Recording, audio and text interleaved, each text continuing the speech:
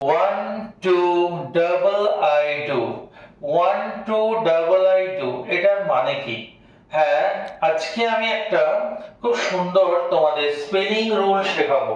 শুধু বাচ্চাদের জন্য নয়, গার্জিয়ান থেকে শুরু করে টিচার্সদের থেকে শুরু করে সবার জন্য একটা ইম্পর্টেন্ট রুল। অনেকেই এটা জানো না। ঠিক আছে, চলো রুলটা কি দেখে নেবো।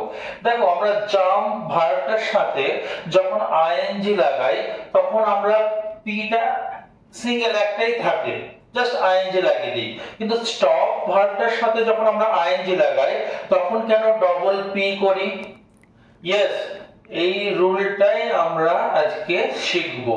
ঠিক আছে, সেই জন্য রুলটার নাম দিয়েছি 1 2 ডাবল আই ডু।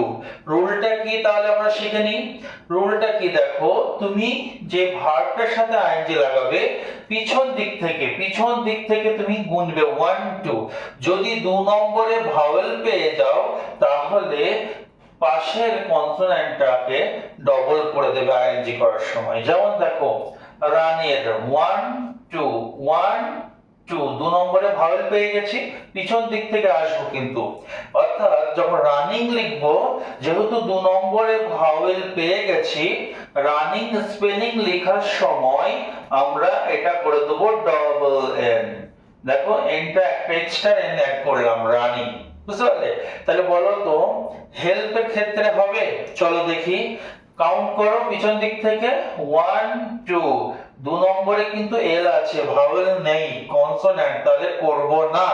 তাহলে আমরা ডবল করব না, মানে হেল্পিং স্পেলিং এ ডবল পি না করে জাস্ট আইএনজি লাগিয়ে দেবো।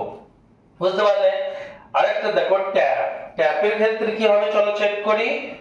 1 2, 2 নম্বরে কি আছে দেখো, এ ভাওয়েল আছে, তাহলে আইএনজি করার সময় এই পিটাকে ডাবল করে দেবো, কারণ আমাদের রুল হচ্ছে 1 2 ডাবল আই ডু।